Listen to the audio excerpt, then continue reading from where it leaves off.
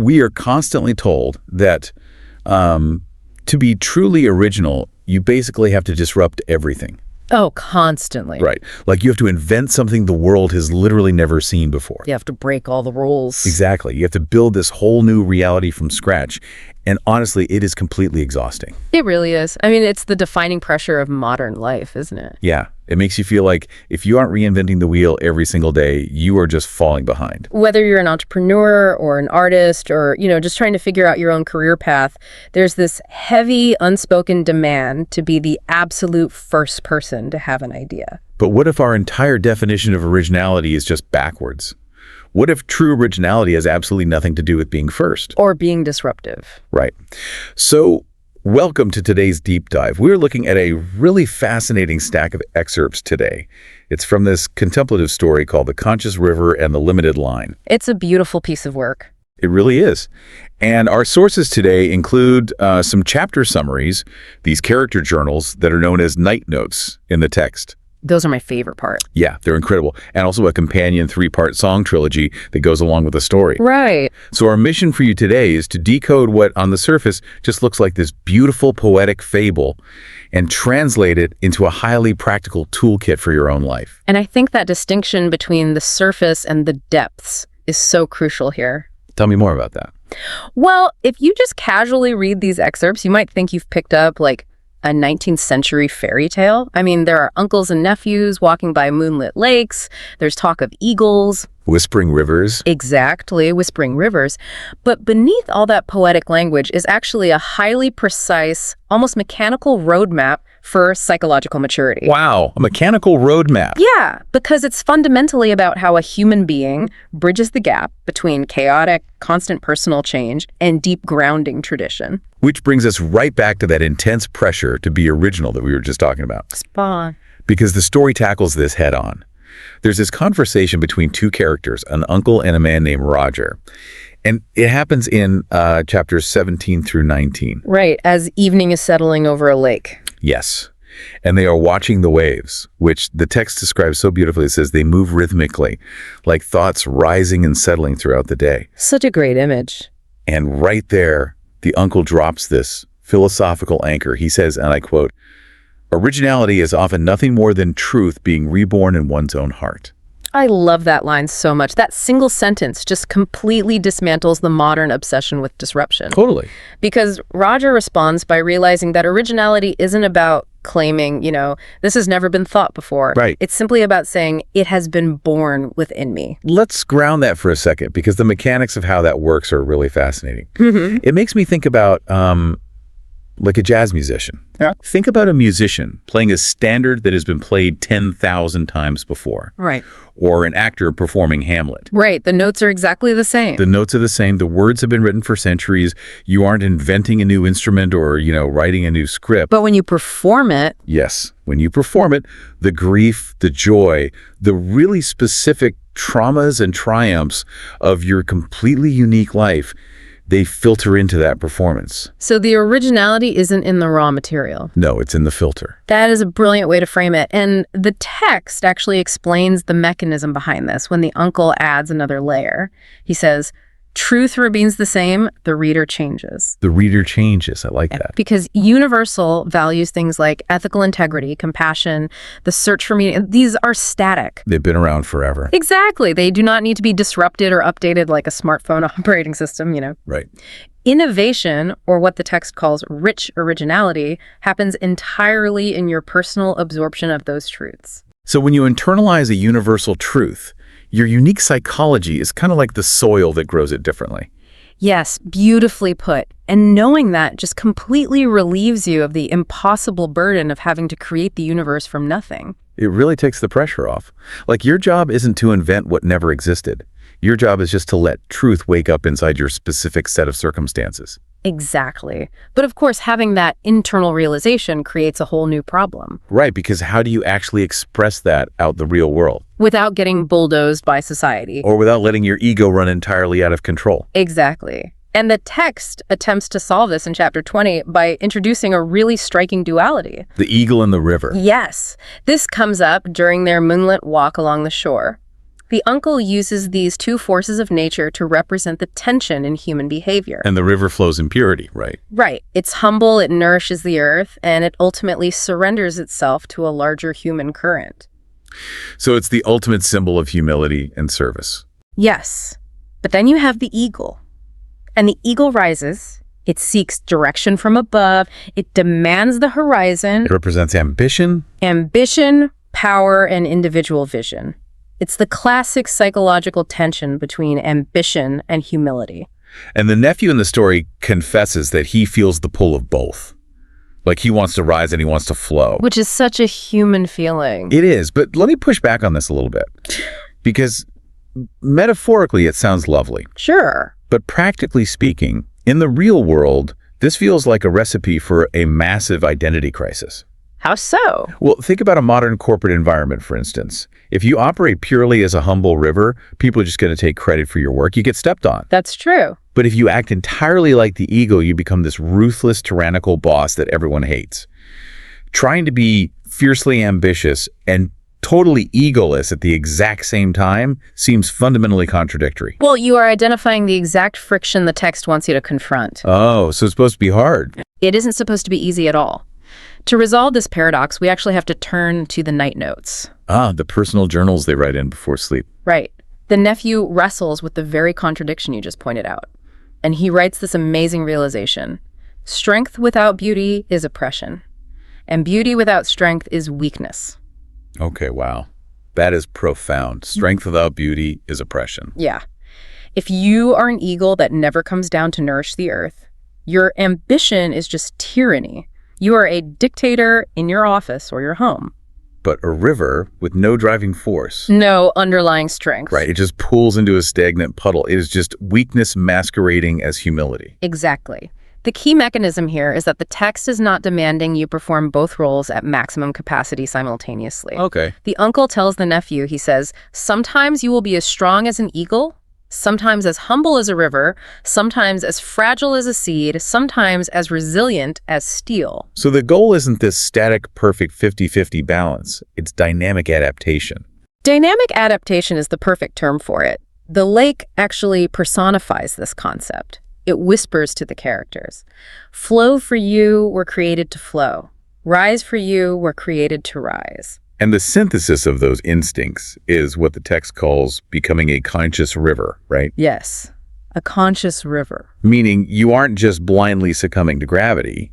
You have the humility of the water, but the directional awareness of the eagle. You choose how you navigate the landscape. You know when to deploy the eagle's boundary-setting strength and when to deploy the river's nurturing empathy. Exactly. But reaching that level of situational awareness, it doesn't just happen overnight. It's a psychological evolution. Which naturally brings us to the companion song trilogy that's included in our sources. Yes, the music. These lyrics essentially serve as a three-step map for this exact evolution of the self. The music provides the structural framework for everything the characters are discussing in the prose. It tracks the human being from basic awareness to ultimate realization. So stage one is laid out in the first song. It's called The Two-Way Traveler. Right. And the lyrics describe a person with one foot standing on the earth and one eye fixed on distant skies. They are walking rocky roads, but their heart is searching for an endless still and a hidden road within. Which is where most of us live on a daily basis, I think. Oh, absolutely. It is the foundational human state of duality. You are a two-way traveler because you are caught between the material demands of your life and your internal, spiritual, or psychological yearnings. It's the tension of having to, pay your mortgage, sit in traffic, deal with office politics. The rocky roads. Right, the rocky roads. While simultaneously listening to a deep dive like this one, wanting to find a sense of peace or higher purpose, you literally have one foot in the mud and one eye on the sky. And in this first stage, you haven't synthesized them yet. The earth and the sky feel like competing forces. Yeah, they pull you in opposite directions. You are just trying to keep your balance while walking the line between them. It's a stage characterized by seeking, but honestly also by a lot of stumbling. Which makes the transition to stage two so critical. So the second song is titled The Conscious River. And this tracks water born high in the mountains, finding its way down. Yeah, and there's a specific line that really jumped out at me. It says, the water struck a stone and turned again. Yes. And later, the singer realizes, even stones upon my road Teach my heart to find its will. That represents a massive psychological shift from the first stage, because the rocky roads are no longer just annoyances or tragedies that get in the way of your journey. They are the journey. Exactly. It actually made me think of playing a game of pinball. Oh, I like that. How so? Well, the bumpers and the stones in a river, they aren't there to stop the water. They literally dictate the shape of the flow. Right.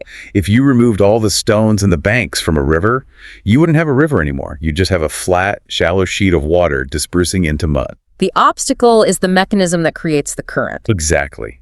The stone provides the pressure that gives the river its power. The obstacle creates the current. That is a superb translation of the text. And the Uncle's Night Note takes this concept even deeper by introducing a really fascinating cultural archetype.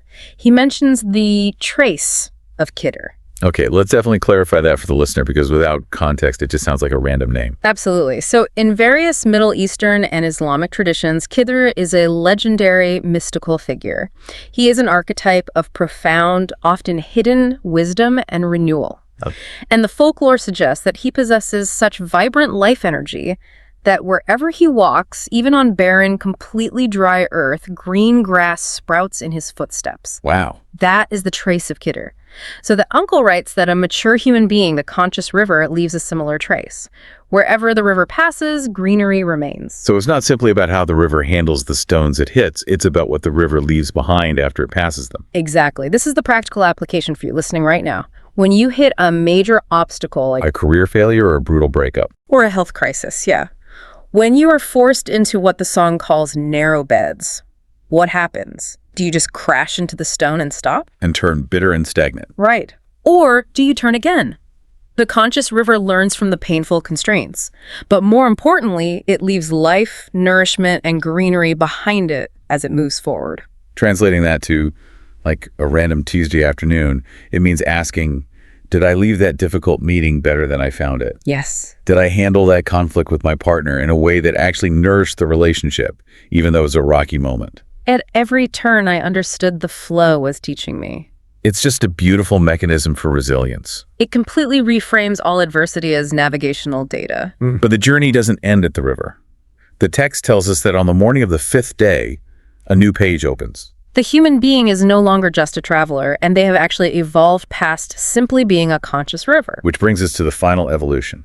And I have to say, arguably the most challenging thesis of the entire philosophy. It introduces the third and final song. Titled, The Human Being as a Limited Line.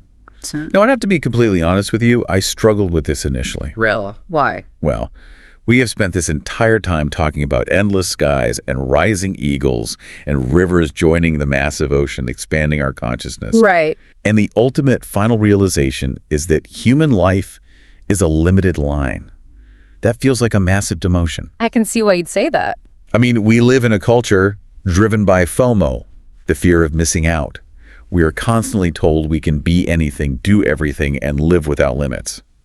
So why on earth would the pinnacle of this philosophy focus on being a limited line?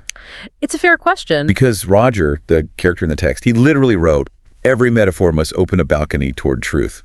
So please, open the balcony on this one for me. I will do my best. It is entirely counterintuitive to the modern mindset. You're right about that. But it is the ultimate paradox of the human condition. The lyrics acknowledge that human life is a subtle line drawn between the lake and the sky. The song says we are small as a single drop of rain. We are undeniably bound by rigid limits. Like our 80-odd years of lifespan. Exactly. Our physical biology, our geographic location, our inherent talents, and our blind spots. We are not infinite, no matter how much our culture tells us we are. We are deeply finite. But here is the mechanism the song reveals.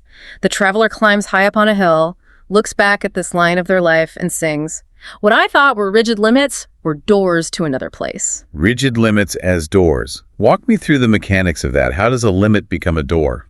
Think about the properties of light for a second. Right. A standard light bulb shines in 360 degrees. It has very few limits, but its energy dissipates really quickly into the room.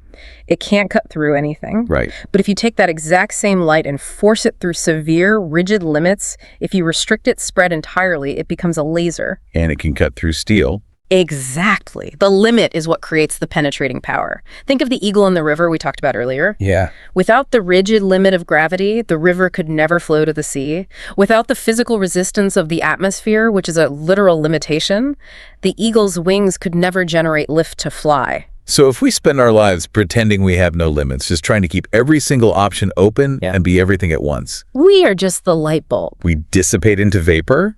We don't actually go anywhere because we refuse to choose a specific direction. By avoiding limits, you avoid making a choice. By accepting your limits, by recognizing that you are a specific line with a beginning and an end, you finally find your true direction. Wow. And the song concludes with this really powerful promise. Human life, a limited line. But if its direction is true, it begins just like a drop and becomes an endless blue. Becomes an endless blue. That is stunning. So the limit is not a cage that traps you. The limit is the arrow that propels you. The limit is the vehicle itself. True freedom for you as a human being is not the complete absence of boundaries. It is finding your exact true direction within the boundaries you've been given. When a person knows their line, as the text says, they will never lose their way. Which completely flips our whole cultural narrative on its head. It really does. Honoring your specific limited shape is the only way to actually access the infinite. You start as a single drop, but you join the endless blue because you followed the current. It connects everything perfectly. It brings us right back to the idea of rich originality from the very beginning of our conversation. Because you don't need to be the entire ocean to be original. No, you just need to be your one highly specific, limited drop, carrying universal truth in your own heart and flowing in a true direction. This has been such an incredible journey through these texts. We started by redefining what it means to be original, realizing it's just ancient truth being reborn in your unique heart. Right. We walked the moonlit shores to balance the rising, ambitious energy of the eagle with the flowing, nourishing humility of the river, learning to be a conscious river. We discovered that the stones in our path aren't roadblocks, they are the bumpers that actually generate our current.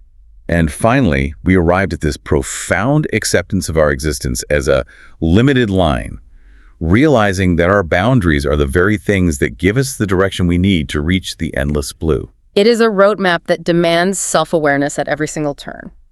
And, I want to leave you with one final lingering thought that builds on everything we've unpacked today. I'd love to hear it. We've discussed how the text views our rigid limits as secret doors to another place.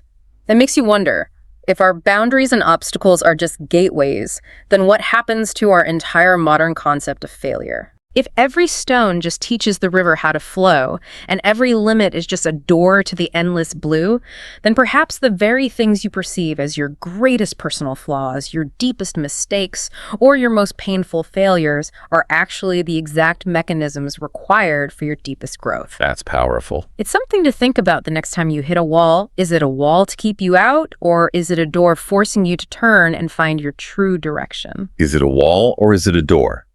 What a perfect way to look at the obstacles in front of us. As we said at the start, the map of human growth doesn't have literal street signs. The GPS won't really help you here. Not at all. But if we can learn to read the metaphors of our own lives, if we can learn to listen to the eagle and the river within us, we can navigate the murky waters and maybe leave a little greenery behind us as we go. Thank you so much for joining us on this exploration today.